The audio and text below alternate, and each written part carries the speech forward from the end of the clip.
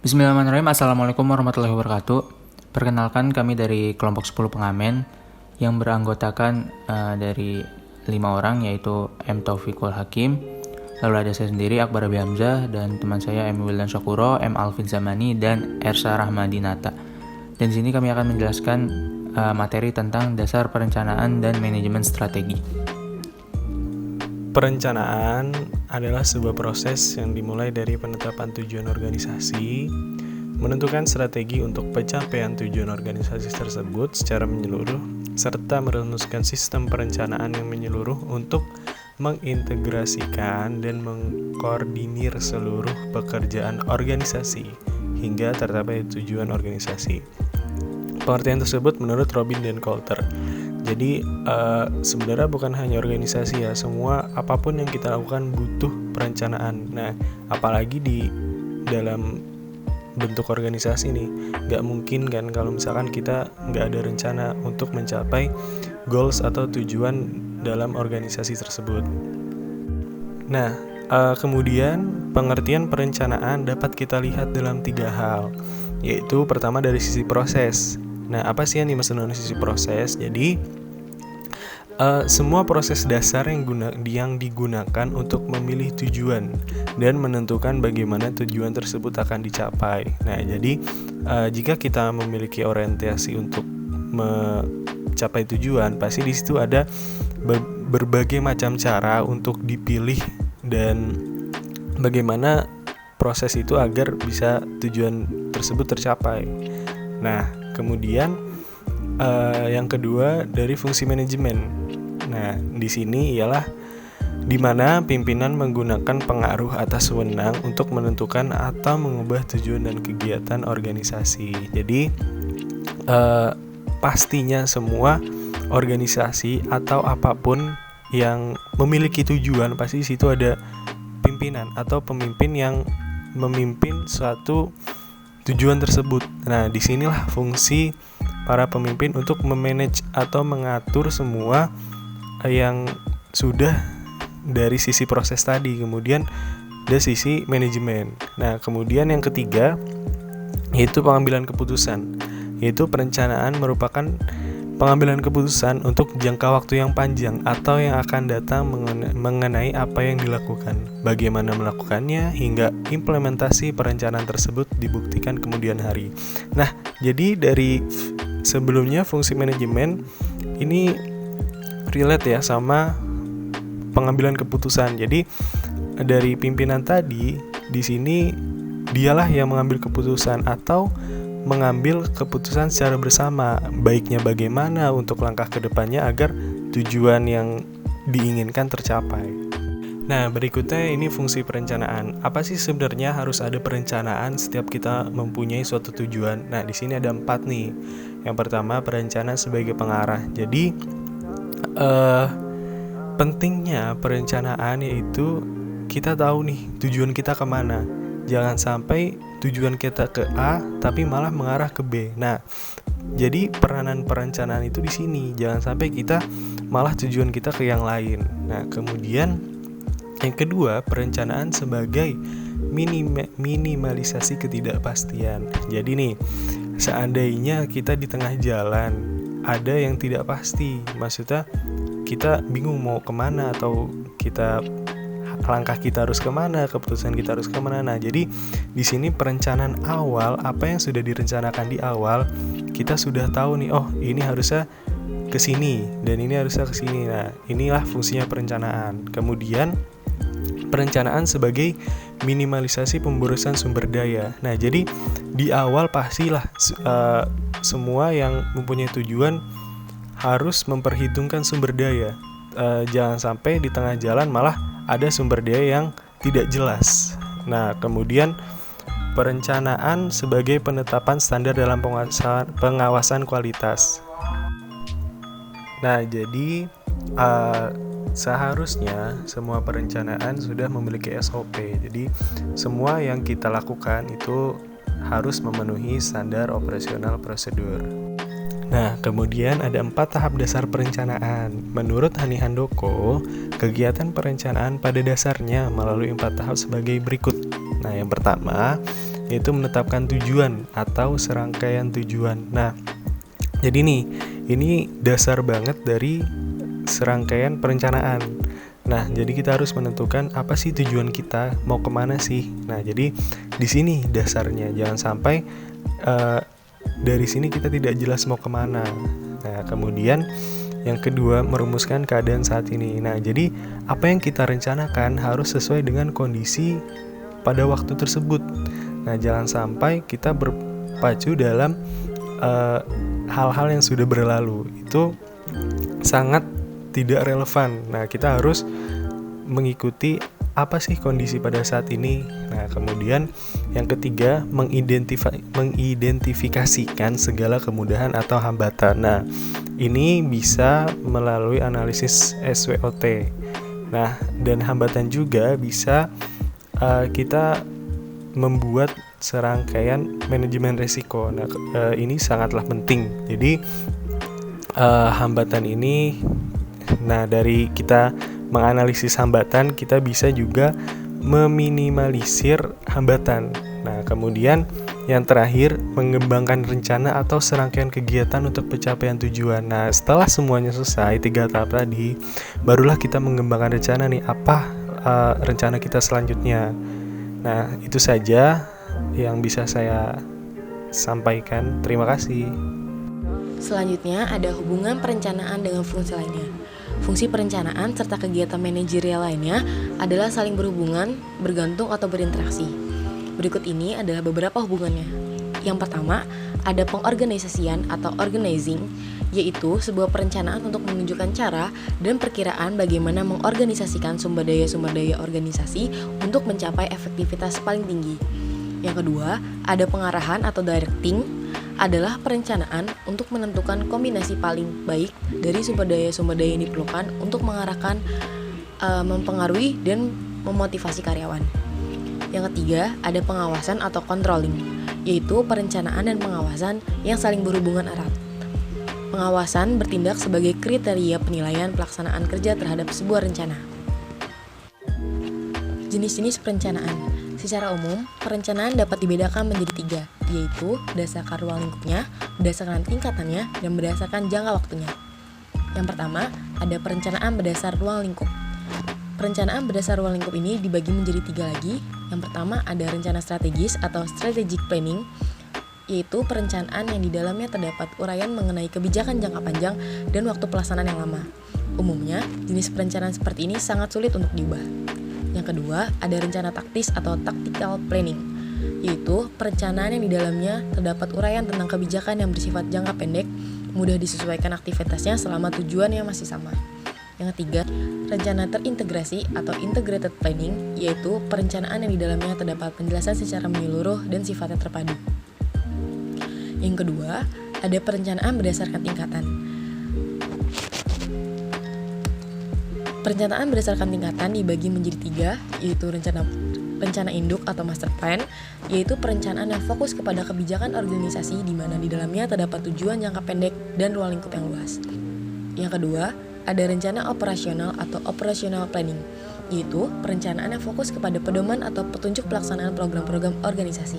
Yang ketiga, ada rencana harian atau day-to-day planning. Rencana harian atau day-to-day planning, yaitu perencanaan yang di dalamnya terdapat aktivitas harian yang bersifat rutin. Yang ketiga, bentuk perencanaan yang ketiga ada perencanaan berdasarkan jangka waktu. Jenis perencanaan yang ketiga adalah perencanaan berdasarkan jangka waktu.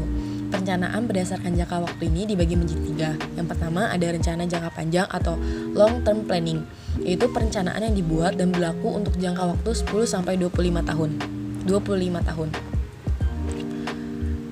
Yang kedua, ada rencana jangka menengah atau medium range planning, yaitu perencanaan yang dibuat dan berlaku untuk jangka waktu 5-7 tahun. Dan yang ketiga, ada rencana jangka pendek atau short range planning, yaitu perencanaan yang dibuat dan hanya berlaku selama kurang lebih dari 1 tahun. Manajemen strategi. Pengertiannya adalah serangkaian keputusan dan tindakan mendasar bikinan manajemen tertinggi yang diaplikasikan oleh semua anggota suatu organisasi demi terwujudnya tujuan organisasi tersebut. Tujuan utama manajemen strategi dalam bisnis. 1. Memberikan arahan dalam mencapai tujuan. Manajer berperan untuk mengarahkan semua pihak. Dalam hal ini, sumber daya perusahaan untuk melakukan kegiatan mengarah pada tujuan perusahaan. Arah kegiatan yang jelas harus menjadi landasan untuk mengendalikan dan mengevaluasi keberhasilan. Yang kedua, menjaga kepentingan berbagai pihak. Manajer dalam menyusun strategi dengan mempertemukan kebutuhan masing-masing pihak seperti supplier, karyawan, pemegang saham, perbankan, dan juga masyarakat secara luas. Komponen tersebut berperan dalam berhasil atau tidaknya kebijakan yang dibuat. Yang ketiga, mengatasi setiap perubahan secara merata. Dengan adanya manajemen strategi, memungkinkan para eksekutif untuk mengantisipasi perubahan serta menyiapkan pedoman untuk pengendalian. Tujuan untuk memperluas kerangka berpikir secara perspektif. Yang keempat, berkaitan dengan efektivitas dan efisiensi. Manajemen strategi bertanggung jawab tidak hanya untuk mengkonsentrasikan kemampuan di atas kepentingan efisien, melainkan juga memiliki perhatian yang serius terhadap sumber daya untuk bekerja keras dengan melakukan pekerjaan secara efektif. Manfaat manajemen strategi. Manfaat dari manajemen strategi diantaranya adalah dapat menghasilkan keputusan terbaik dalam organisasi. Kegiatan merumuskan strategi akan membantu meningkatkan kemampuan organisasi dalam menghadapi berbagai kendala atau tantangan. Keterlibatan pegawai dalam merumuskan strategi menjadikan mereka mengerti dan menghargai produktivitas hingga akhirnya akan meningkatkan motivasi kerja. Manfaat selanjutnya yaitu membuat sebuah organisasi menjadi lebih peka terhadap ancaman dari luar, membantu mencegah berbagai masalah yang berasal dari dalam maupun luar, membuat proses operasional sebuah organisasi menjadi efektif dan efisien, membantu perusahaan untuk beradaptasi dengan adanya perubahan, membuat organisasi lebih profitable ketimbang organisasi yang tidak menerapkannya. Selanjutnya, tahapan dalam proses menyusun manajemen strategi. Tahapan pertama ada strategic intent, yang kedua adalah strategi formulation, yang ketiga adalah strategi implementation, yang terakhir adalah strategi evaluation. Selanjutnya, tujuan strategi. Ini merupakan langkah awal dalam proses manajemen strategi di mana di dalamnya terdapat beberapa aktivitas seperti menentukan visi, apa tujuan yang ingin dicapai organisasi dalam jangka panjang. Yang kedua, menentukan misi, apa tindakan yang akan dilakukan untuk mencapai tujuan jangka panjang. Ini menyatakan peran organisasi dalam masyarakat. Yang ketiga, dalam mendefinisikan bisnis, menjelaskan tentang posisi bisnis dalam suatu kelompok konsumen dan fungsi bisnis terhadap konsumen.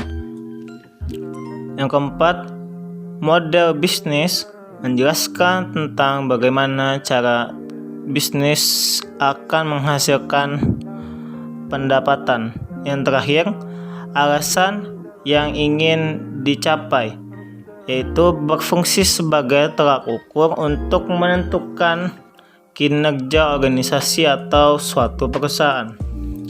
Selanjutnya, merumuskan strategi. Pada tahap ini, organisasi akan melakukan pengembangan visi dan misi, melakukan analisis SWOT, menentukan dan menetapkan tujuan jangka panjang organisasi, serta membuat beberapa strategi alternatif yang paling sesuai untuk diterapkan. Selanjutnya adalah menerapkan strategi. Pada tahap ini, strategi yang telah ditetapkan kemudian diimplementasikan, misalnya merancang struktur organisasi, distribusi sumber daya, membuat kebijakan, pengembangan proses, pengambilan keputusan, dan pengelolaan sumber daya manusia, usaha pemasaran, dan lainnya. Slide selanjutnya, mengevaluasi strategi. Lingkungan terus berubah seiring berjalannya waktu sehingga diperlukan evaluasi secara berkala.